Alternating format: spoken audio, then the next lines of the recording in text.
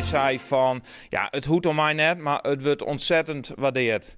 En dat laatste deel van, toen wist ik nou maar wat planga's aan met deze actie. Het dorp Ije waard op tongersdeitejûn 12 december opschrikt. Er ontstie een grote brand in Leembedro Megan Noord onder de randen van het dorp. En de helft van het pand waard verwoesten. Volleybalvereniging Oer het Net uit Ije is een inzamelingsactie begonnen om het bedrijf te stiepjen. Als volleybalvereniging in Ije dachten we van wij moeten even wat doen voor onze sponsor.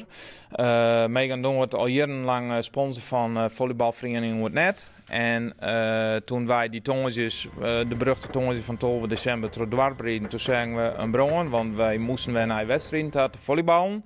Toen dachten we van, wij moeten iets weer rondwaan, want sponsoring is gunning.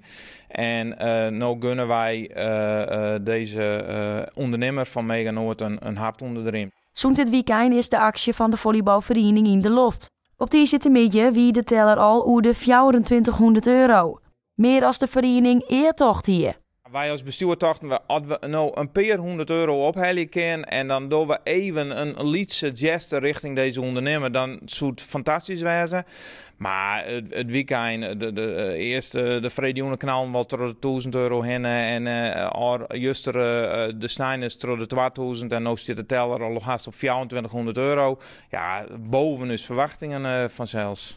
De actie riet nog zo'n 3 weken. Daarna hoop je de volleyballers het yield op een mooie wijze hoe lang je te kin. Hij is sponsor.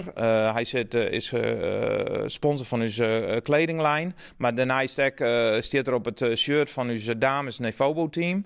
En ik denk dat de dames van het Nefobo-team maar even in het shirt naar hem tamaten en op locatie dan symbolisch het bedrag oor aan. Dat lijkt mij een gepaste manier.